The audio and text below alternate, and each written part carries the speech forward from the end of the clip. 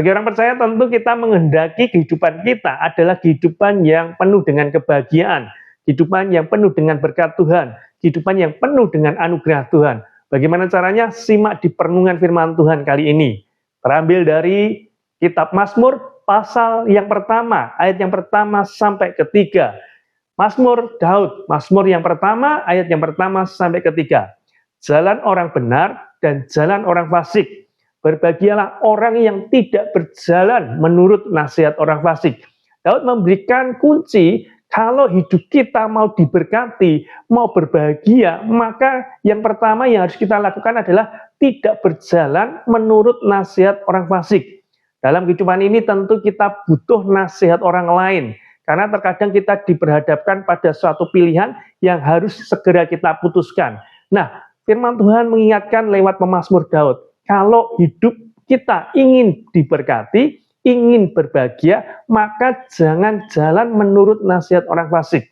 Banyak sekali nasihat-nasihat yang datang kepada kita, tetapi tentunya kita bisa memilih nasihat yang baik, nasihat yang benar, nasihat yang sesuai dengan kebenaran firman Tuhan. Jadi miliki hubungan pribadi dengan Tuhan lebih-lebih lagi, sehingga kita bisa menimbang, memilih mana nasihat yang terbaik yang akan kita putuskan dalam kehidupan ini. Itulah kunci yang pertama, yaitu tidak berjalan menurut nasihat orang fasik. Kemudian kunci yang kedua yang Daud berikan kepada kita semuanya, yaitu yang tidak berdiri di jalan orang berdosa.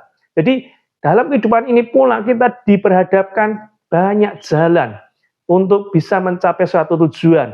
Apakah jalan yang kita lalui ingin segera jalan yang cepat, tetapi ujung-ujungnya adalah ketidakbaikan dalam kehidupan kita, atau kita mau berproses pada jalan yang kita lalui.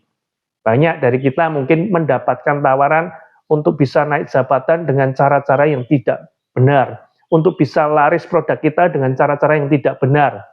Memang itu tawaran menggiurkan, tetapi pilihan ada dalam diri kita. Apakah kita mau sukses? Apakah kita mau berhasil dengan jalan-jalan yang tidak berkenan di hadapan Tuhan?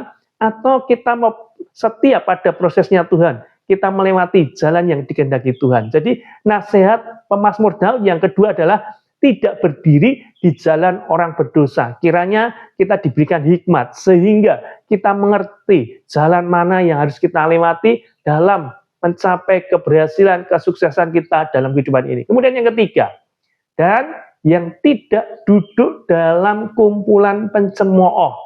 Jadi hidup kita itu juga ditentukan oleh mulut kita, oleh bibir kita.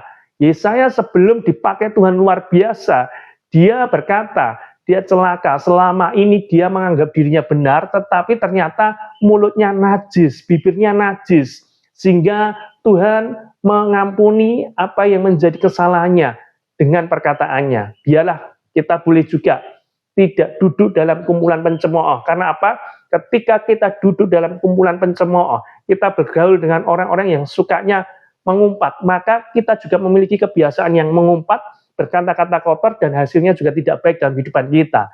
Dan ini satu kunci yang diberikan oleh pemazmur Daud. Kalau hidup kita ingin berbahagia, ingin diberkati, maka jaga mulut kita. Sangat penting sekali untuk kita bisa menjaga mulut ini, sehingga hal-hal yang baik yang kita ucapkan. Jadi yang tidak duduk dalam kumpulan pencemooh sangat-sangat penting sekali, supaya perkataan kita adalah perkataan yang membangun, perkataan iman, dan perkataan yang memuliakan nama Tuhan. Kemudian lanjut di ayat yang kedua. Nah, tetapi yang kesukaannya ialah Taurat Tuhan. Saudara, Daud ini adalah orang Yahudi. Orang Yahudi memiliki kebiasaan yang baik.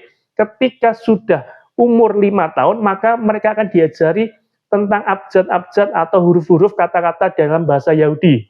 Kemudian selanjutnya, tingkatan selanjutnya, mereka akan diajari tentang Taurat.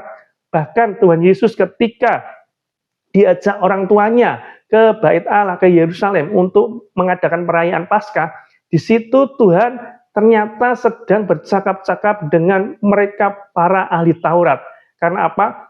Tuhan itu sudah menerima pengajaran tentang Taurat. Untuk itu, biarlah ini juga menjadi pengajaran bagi kita semuanya, untuk senantiasa rindu belajar akan firman Tuhan. Jadi Daud menuliskan di sini, tetapi yang kesukaannya ialah Taurat Tuhan. Senantiasa mempelajari apa yang menjadi kebenaran firman Tuhan. Bukan sekedar membaca, bukan sekedar mempelajari, tetapi merenungkan Taurat itu siang dan malam. Artinya apa? Menghidupi firman Tuhan itu untuk senantiasa kita lakukan setiap hari.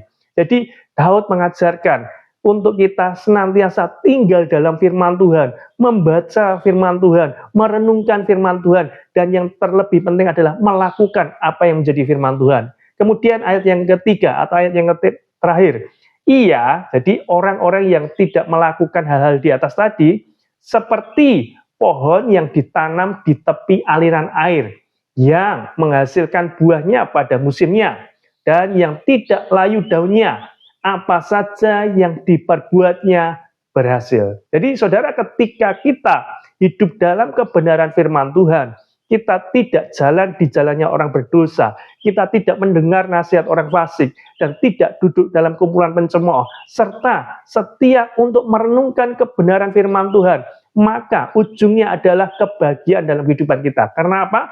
Seperti pohon yang ditanam di tepi aliran air. Pohon yang ditanam di tepi aliran air, dia akan mendapatkan air itu senantiasa. Itu yang membuat dia tetap segar, membuat dia tetap berbuah. Dan apa saja yang diperbuatnya berhasil. Biarlah ketika kita hidup dalam kebenaran firman Tuhan ini, sehingga apa yang kita hasilkan adalah keberhasilan semata-mata, kebahagiaan semata-mata, berkat semata-mata dalam kehidupan kita. Tentunya ini harus kita lakukan setiap hari.